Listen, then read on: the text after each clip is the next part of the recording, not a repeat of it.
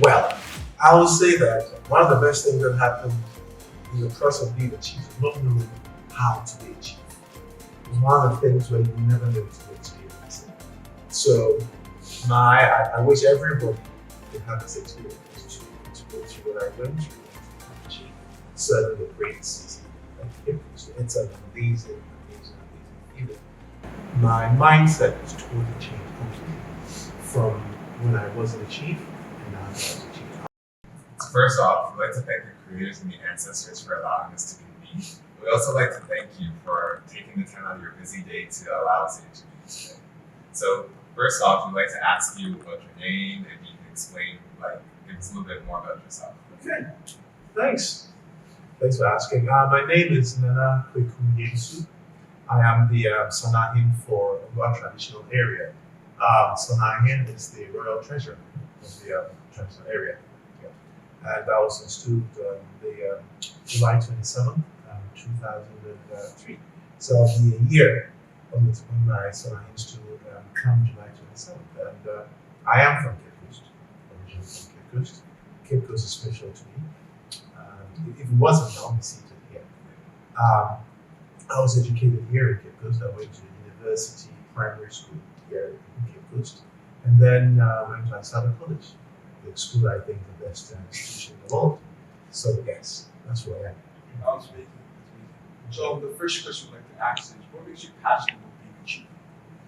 Well, the development aspect of it, the fact that I'm helping develop a community that I really, truly love. That's one of the biggest joys about being a chief and being a part of the whole traditional system of Cape Town. I grew up with the traditional system. My father was a Nkumsa. I always he got us involved. So that I think that he ensured that we developed great love and affection for Cape Town. So that coupled with our traditional introduction, traditional growth or grooming, that it makes me very, very passionate about Cape Coast. So being a chief, I think it's the fact that I'm helping develop Cape Coast, or I am helping change the narrative of Cape Coast. Love it. So I love Cape Coast. So we know it hasn't been long, but you have experienced power, you've experienced leadership, and you experienced a little bit of chieftaincy. So now that you know what it is, what it feels like, what would be the advice you would give to yourself when you first started? Well, I will say that one of the best things that happened in the process of being a chief is not knowing how to be a chief. It's one of the things where you never know till you experience it. So I wish everybody could have this experience to go through what I went through and to become a chief. Certainly a great city like Cape Coast. It's an amazing, amazing, amazing feeling. And my mindset was totally changed completely from when I wasn't a chief and now that I was a chief. I would say that if I was told how it would, what I would go through and what it means to be a chief, I may have chicken. I may have not accepted to be a chief but I'm glad I've been there. This is the best experience I've ever experienced in my life. So yeah, that's it. I wish everybody would go through this and experience being a chief, especially in Cape Coast, because I would say the Ghana enterprise, Ghana, wouldn't be existing today the way it is if Cape Coast didn't exist. Everything started from Cape Coast.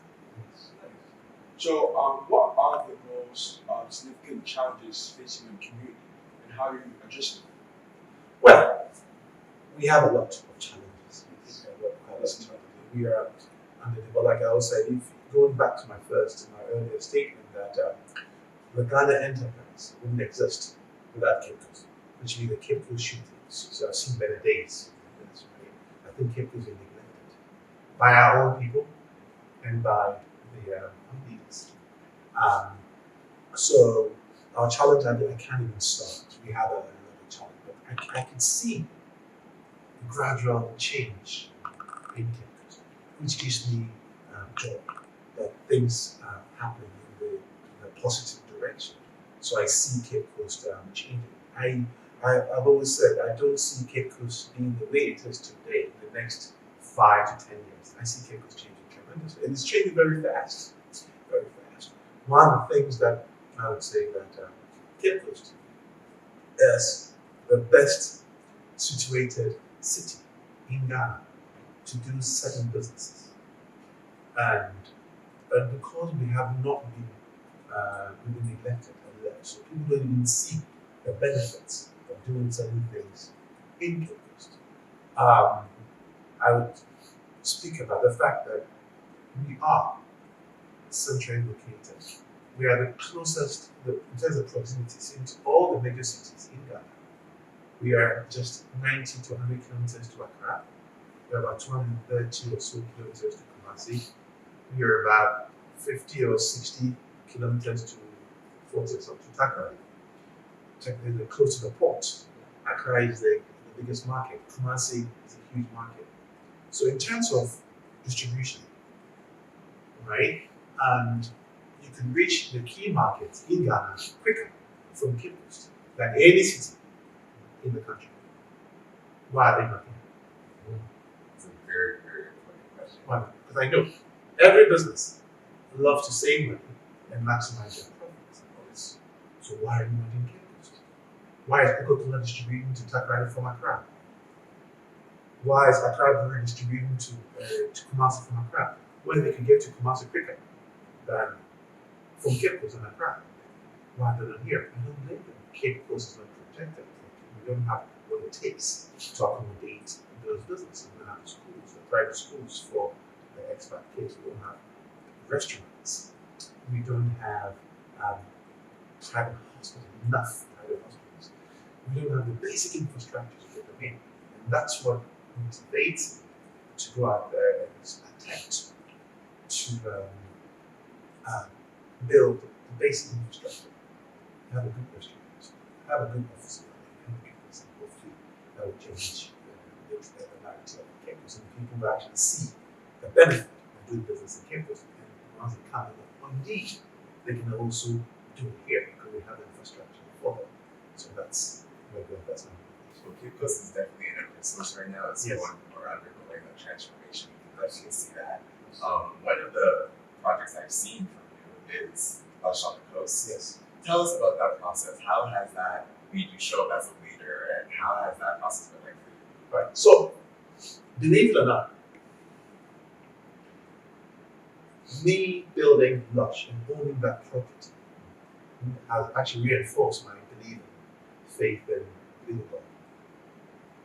Because it's a property that I always had for different reasons. And the thing is, I grew up on that property where, when I was a child, from the age of maybe 4 or 5, my mother did not own that property. I leased it from the Kumasi company and ran about it for years and grew up.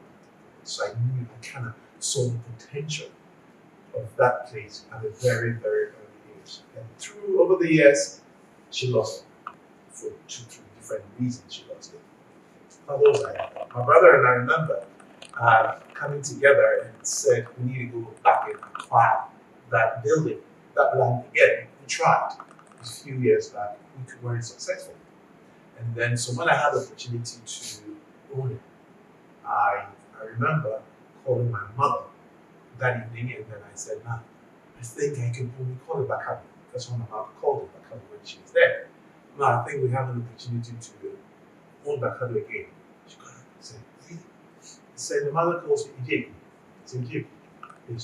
I was speaking in front. I said, "I didn't be all worker to come at her." And we said, any price tag that we place on it, I should pay. If you can afford it, pay any price tag and own that property.